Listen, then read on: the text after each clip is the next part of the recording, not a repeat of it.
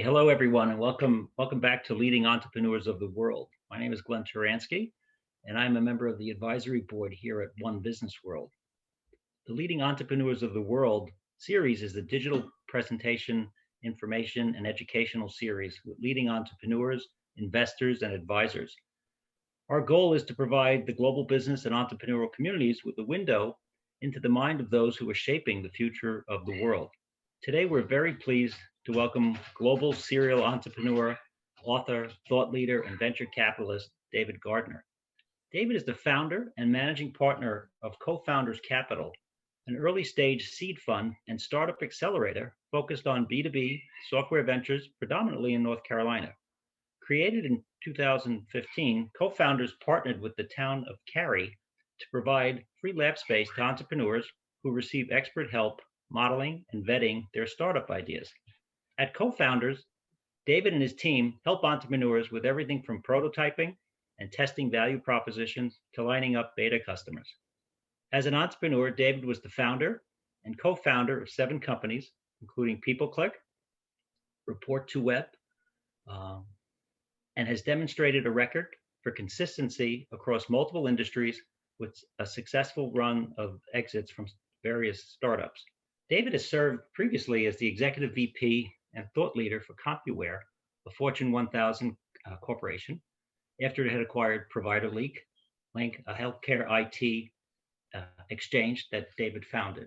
As a writer, David is the author of a popular book on entrepreneurship called The Startup Hats. He has published many articles and forward-thinking white papers on technology, innovation, entrepreneurship, and economic development. As a lifelong learner, David is constantly researching new technologies and challenging traditional ways of thinking. What drives David today is his passion for helping smart, coachable, first-time entrepreneurs build their business, watching them succeed, and witnessing their life-changing transformations. So David, we welcome you today and look forward to your presentation. And let me hand off the controls over to you. Thank you, Glenn.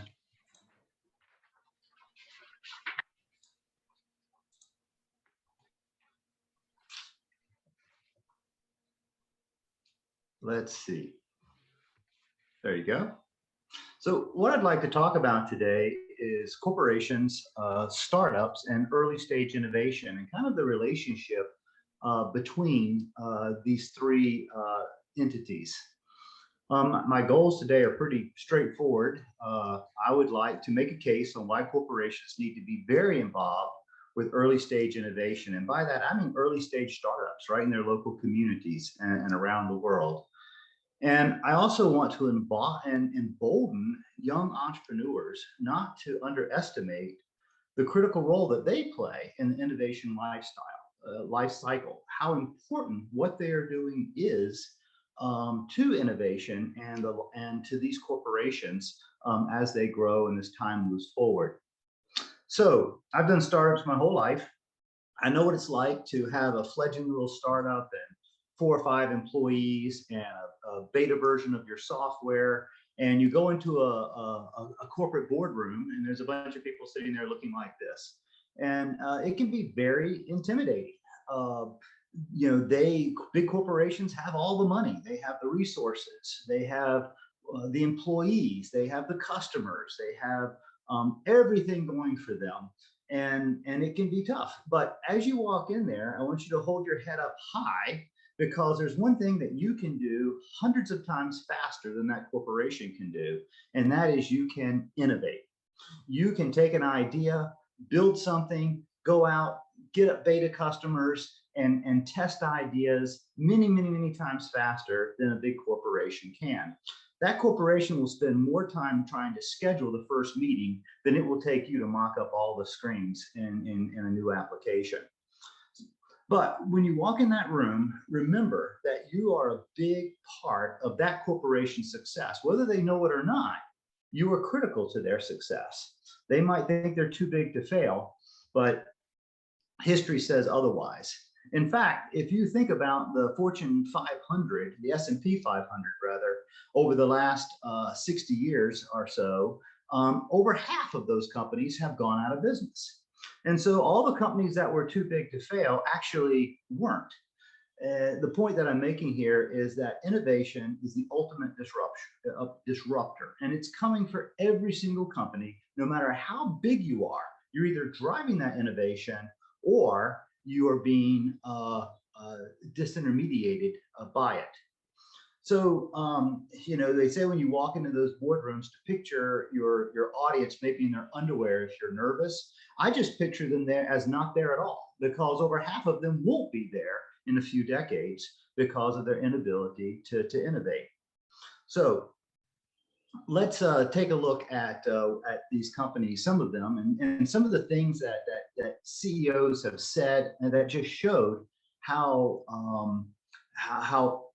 unattuned they were to innovation and how important it was even for their large enterprises. This is a few quotes that I like. This is the president of Western Union. When he was given an opportunity to perhaps meet and buy the patent rights from Alexander Graham Bell for the first telephone, he was quoted as saying, what could we possibly have to do with this electronic tool? Or what use would we have for this electronic toy? And we know how the telephone came to dominate his industry in just a few years. There are others. The CEO of 20th Century Fox, talking about the dominance of movie theaters. This is 1964. Movie theaters were king. That's where you got all of your entertainment. But this thing called the television was coming along, and he was quoted as saying, television won't hold on to any market. People aren't going to sit and stare at a plywood box every night. How could that happen? The CEO of Blockbuster Video, if you want to move up a few more decades, when they talked about streaming services that were coming online, Blockbuster said, Netflix isn't even on our radar in terms of competition. People are going to keep driving to our stores and renting these videos and driving back and giving them back to us and paying late fees. That's how the world's going to be. It will never change. The CEO of Porsche laughing off Bluetooth technology in phone connectivity in the car. He said, an iPhone belongs in your pocket. It'll never have a place on the road. Why would you ever want to use that while you're driving, or play your playlist from your phone, or use the GPS from your phone, or any of those features? People will never want that. That's never going to happen. Nintendo in the console world, the gaming console world was so huge 10 years ago, still is, but mobile games were starting to take a hold. And the CEO of Nintendo couldn't understand how mobile games were going to share any part of this huge market that they had this stranglehold on. He said mobile games are candidly disposable from a consumer's perspective. No clue that games like Candy Crush and Angry Birds are the billions of dollars that Fortnite would make. And then, of course, the CEO of Microsoft, who said Google, this is back when Google was first coming along, Google's not a real technology, it's just a house of cards. Now, I don't want to be too hard on these CEOs, because I'm sure one day someone will be doing a presentation with things that I've said that sound really, really stupid years hence. These guys did some great things. At some point, they were the innovators that built these great companies.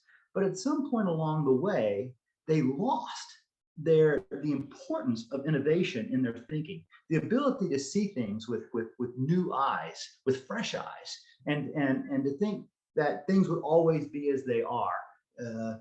Just that we need to constantly be improving and changing how we do things, doing things differently. They just lost that ability.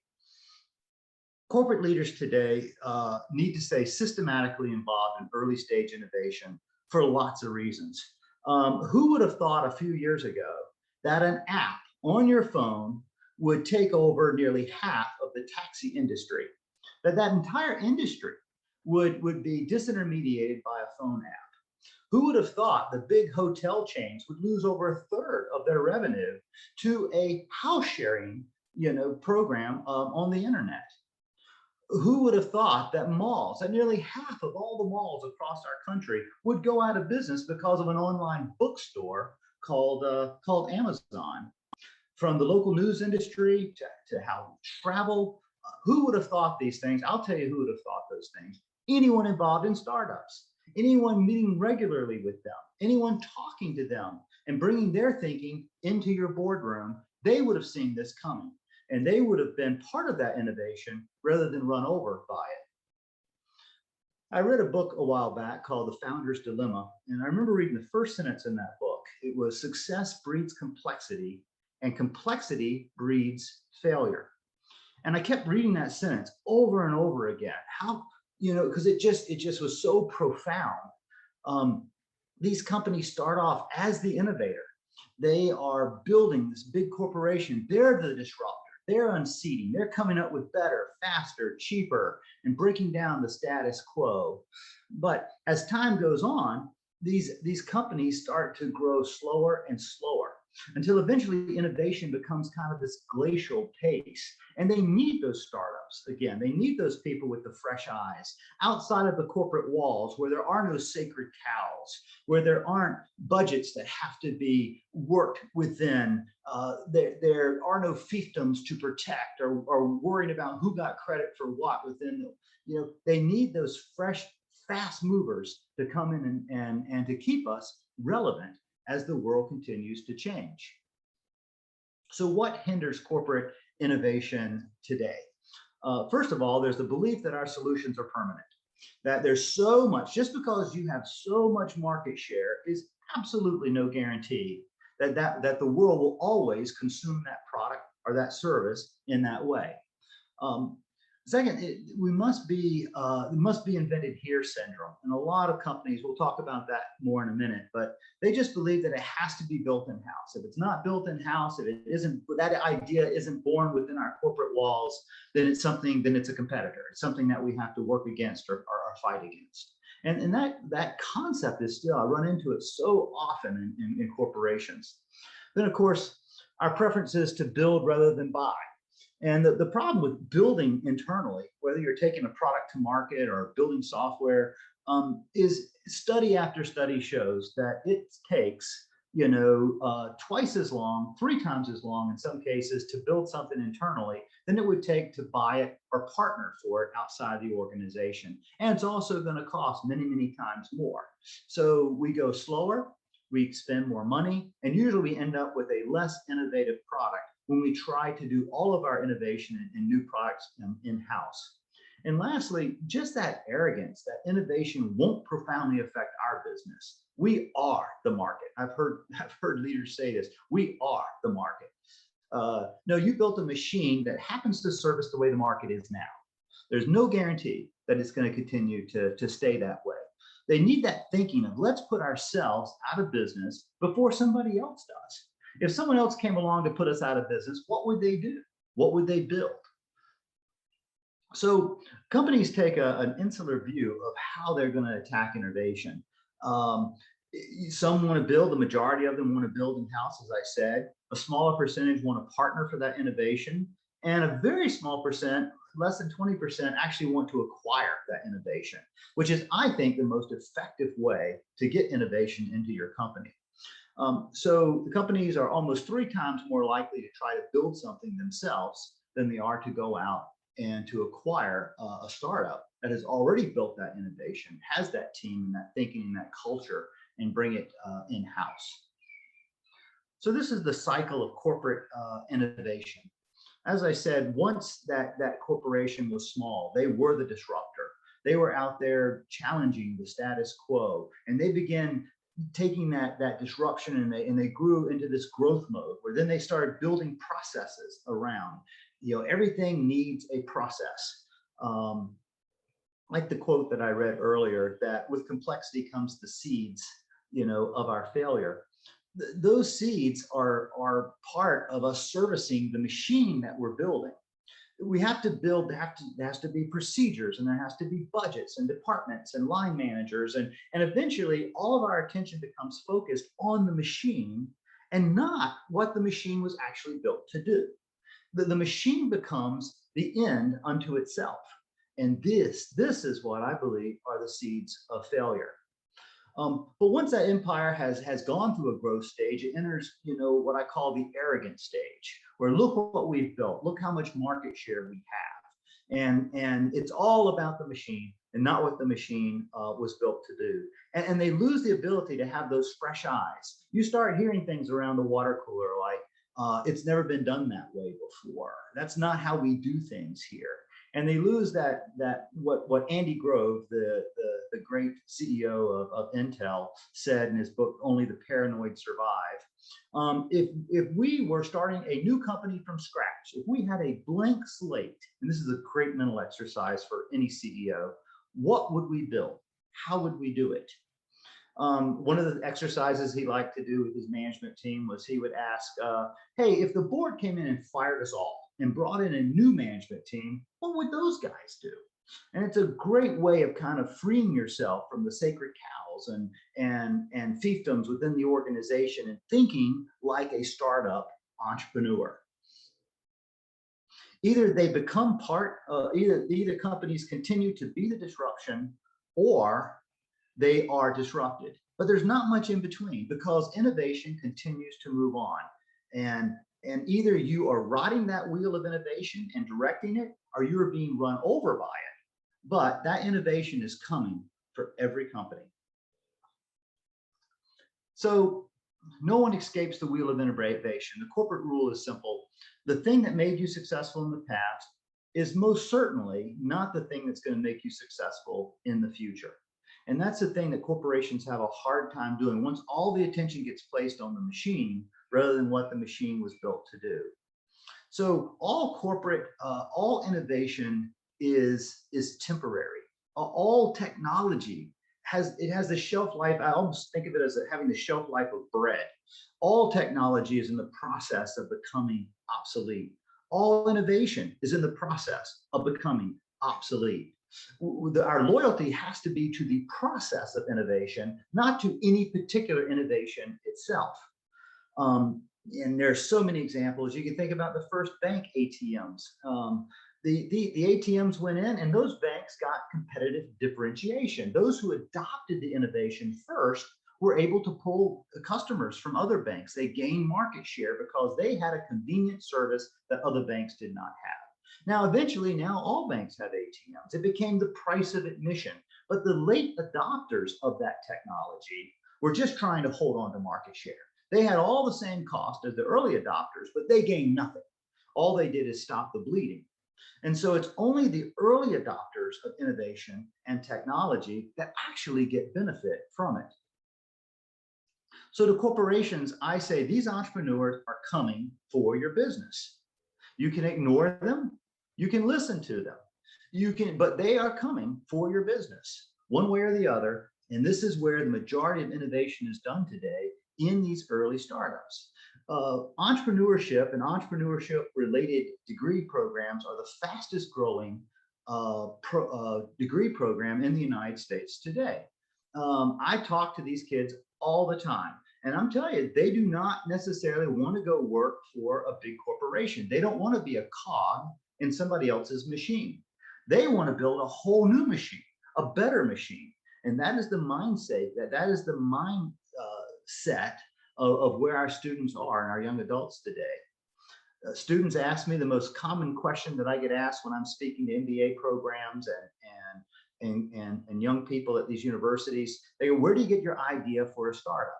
And I'm like, how can you not have an idea for a startup? I have 6 or 7 of these every morning in the shower. I get dozens of business plans across my desk every day of cool innovation and insights. I say, look around you, find something stupid and fix it. In my startups, I thought it was barbaric that my doctor couldn't get my lab results from across the street. It just seemed barbaric to me. If something is too expensive, if something is too cumbersome, if it's a bad user experience, if it takes too long, find the stupidity and fix it. And therein lies your business idea and your innovation. And I tell these students, if you can't find anything stupid to fix, go work for some corporation.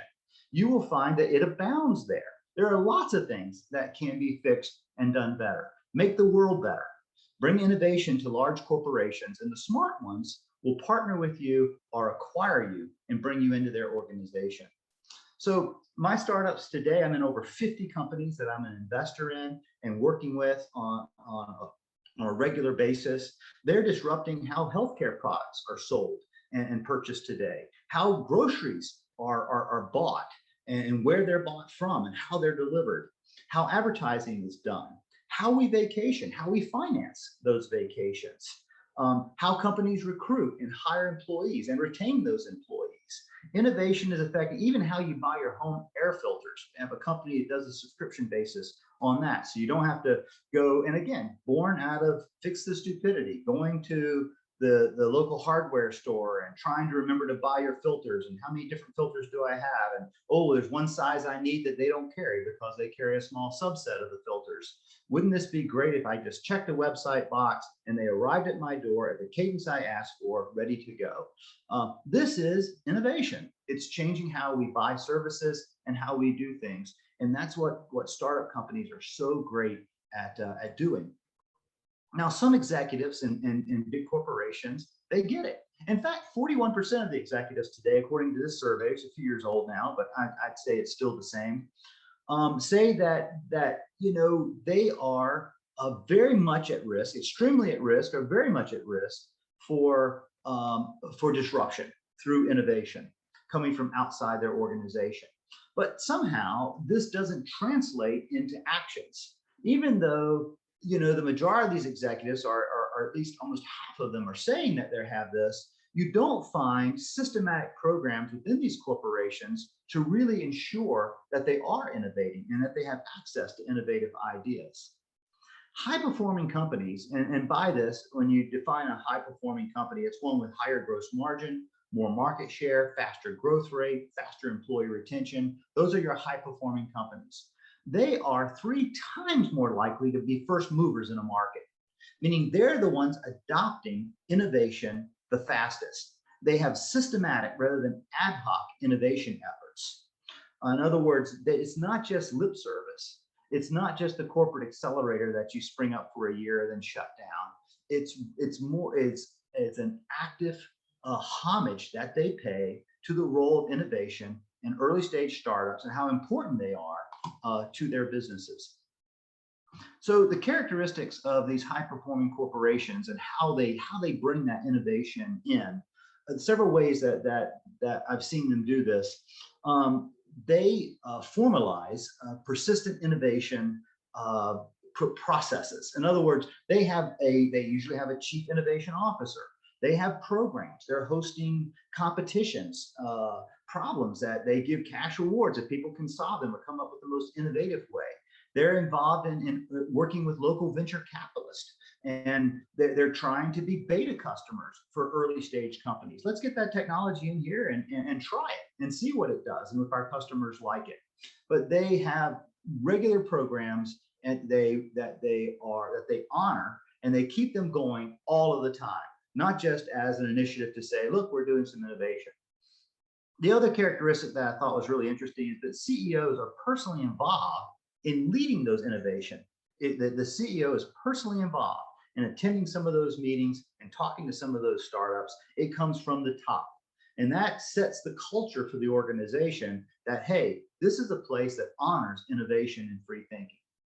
And then regular access to and interactions with early stage companies. And some of them have their own corporate accelerators, or they work through local venture capitalists, which I think is a smarter way to do it. They're twice as likely to partner than to build their own technologies. And the great thing about that is you're bringing in a team of people. You're not just, the echo chamber trying to innovate. You're bringing in people from the outside and their ideas and their ways of looking at the world. That's what you get when you acquire these early stage startups.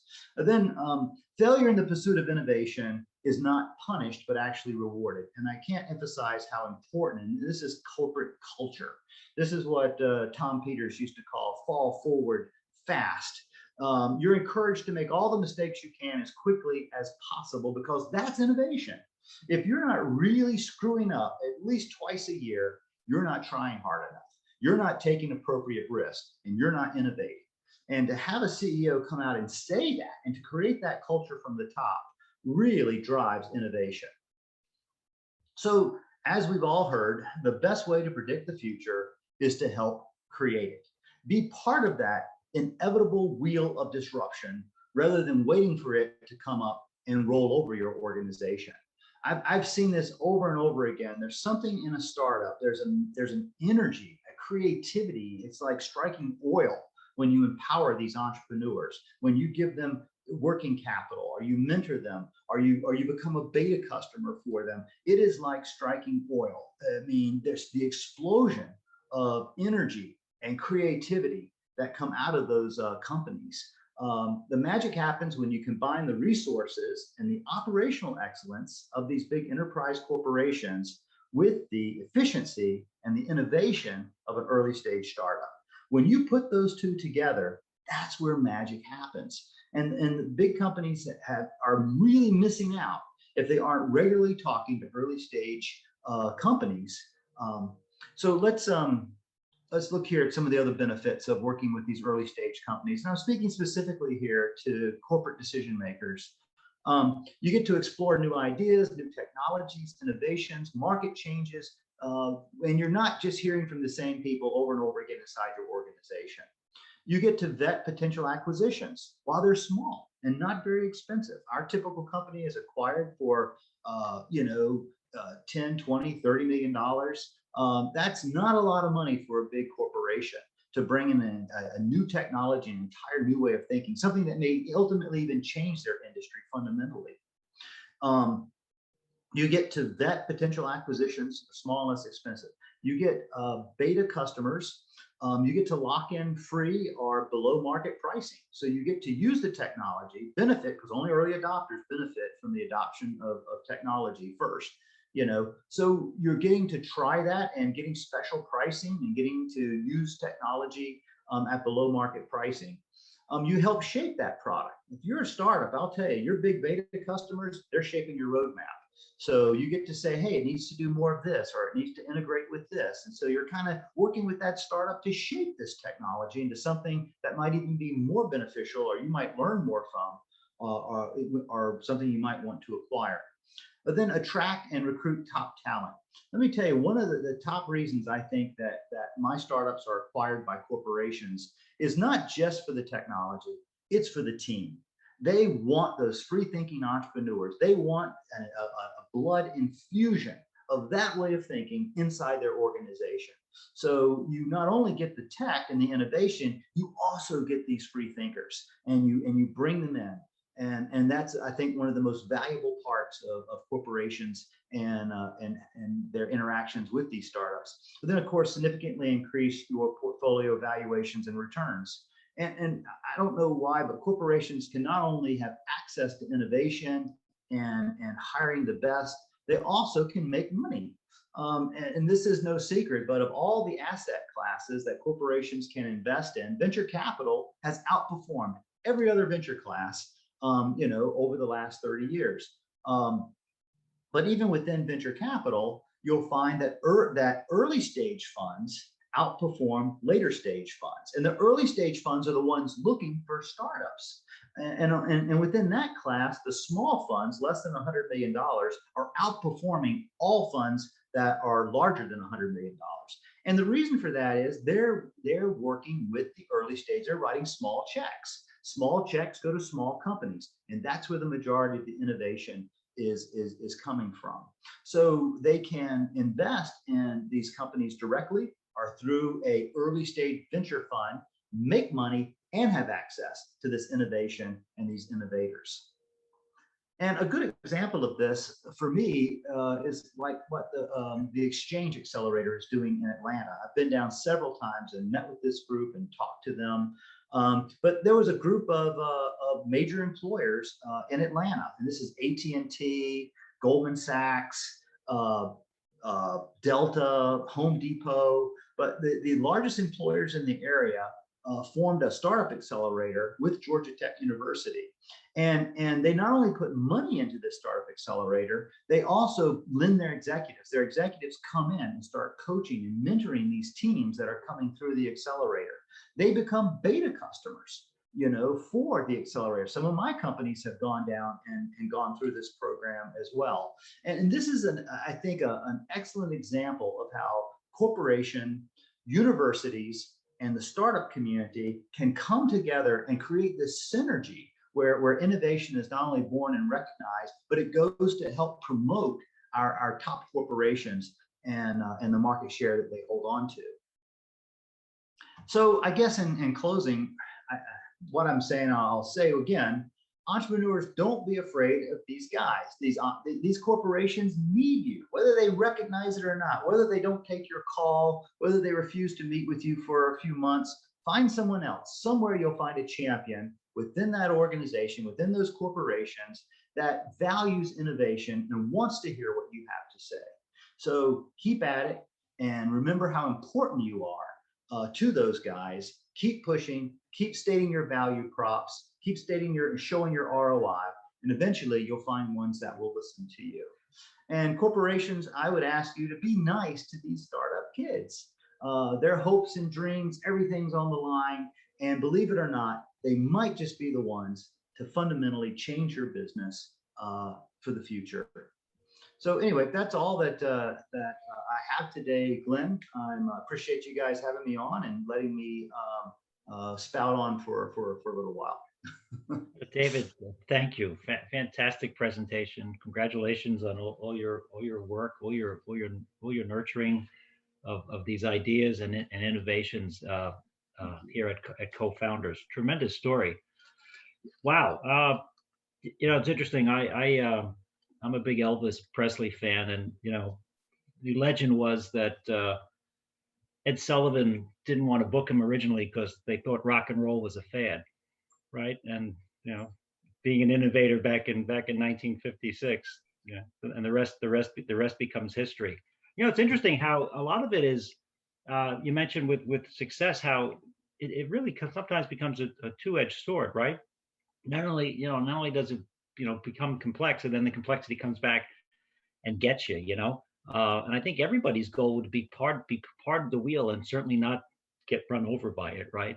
As you continue through that journey. I think the very powerful. Don't be afraid of the people staring back at you at those meetings. I think that's really an important takeaway for so many people. Here I live in Long Island, and here we've got in town something they call the launch pad. And it's the same type of thing. Companies go upstairs and they just start kind of talking about ideas, right? And seeing what may come from those particular ideas. I mean, I don't know how big your shower is, but if you're having 6 or 7 ideas every morning, I think I need your plumber to come over here. Well, after I sold my last startup, Glenn, my wife made me promise that I would just stay in there till all the ideas went away. So today I just live vicariously through the kids. There you go. No, that's just wonderful work. So, I mean, from a mentoring standpoint, sounds like you really do, as the business plans come in, as you talk to people, I know it seems like you're always open for dialogue and conversations. How much time do you wind up spending with the folks, and how much direction do you wind up giving them? Is it that initial nudge, or do you kind of stay in contact with them as they move along? Well, it's funny. Before I went over to the dark side and became a venture capitalist, I used to think that being a VC was all about just picking winners, but it's actually, I would say 80-90% of the work is after you've made the investment. Coaching, helping them bring in the right management team, working through issues. Almost all of them need at least one major pivot at some point. And so just helping them think through that. And that's probably not as true. I'm sure it's not as true with later stage investing. But early stage investing, you get a lot of equity in when you do early stage investing, but there's a price. The price of that is those companies require a lot of handholding. And you don't just make those investments and walk away. You stay involved. That's why every member of my team is a serially successful entrepreneur, because that's where it's not just finding the right idea and the right teams. It's working with them to make sure that those ideas do come to fruition. Now, you mentioned as part of the talk then, and it's really interesting. Innovation is really temporary, right?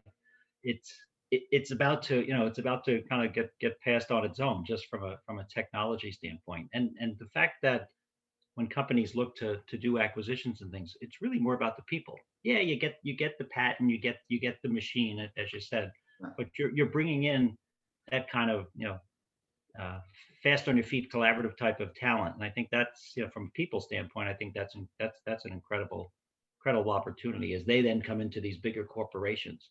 A lot of times, you hear different corporations, and as you said, it's kind of the larger ones, and sometimes they set up their own version of ventures, right, Mhm. inside of these giant corporations, and that's kind of where, they get to kind of play with kind of innovation, and get, you know better for Yeah. worse, I guess they must get some sort of budget. I guess that's the difference. It's not unlimited, whereas on the innovation side, the entrepreneur side, it's really, it's the sweat Yeah. equity, and all of that Yeah. that you put forth. I have corporate accelerators don't have a great track record, and I did a whole deep dive on that, and I have a big presentation that I do on that. But I think some of the issues there is if they run it themselves, they usually don't have startup entrepreneurs within the organization to run it. And if they bring in someone from the outside, like a TechStar program or something, to run it, and I've been involved in these, I've run these, I've sent teams through them. Uh, they don't have access to the corporation. They don't have the relationships and the connections within that big corporation to really capitalize on it. So you either get one or the other. And so I think that's why the average lifespan of a corporate accelerator is less than 2 years before they shut it down. And one company I know of has four going on at the same time right now, and three of them don't know about each other. It's tough. They want to do it, but bringing that in house almost defeats the purpose of why they're doing it in the first place, to get ideas from outside. Right. It's much better, I believe, for corporations. You'll see a much better track record around them partnering with venture capital, early stage venture capital funds, being a beta customer, putting some follow-on capital into the deals that they like, or the things that they want to see at the table for. That seems to be a much more cost-effective and a much more proven track record. As you're interacting with the various entrepreneurs and movers and shakers, disruptors here, how much, in North Carolina, how much do you tap into the university system, or how many do you do any kind of partnering locally there? And I know obviously you're part of the Cary community there. In fact, I think your office is, I'm a big classic movie fan, so I love the fact that the movie marquee is outside your office door. I think that was pretty neat. How much partnering you do with the local university, and then also the government? Well, I'm certain that at least three of the universities here think that we work for them full time. You can see I'm wearing an NC State shirt There you go. right now because in 20 minutes I'm judging their innovation competition. They have a great program, and they put real cash rewards on helping to fund the teams. So that's great. We do a lot of work with UNC, with Duke.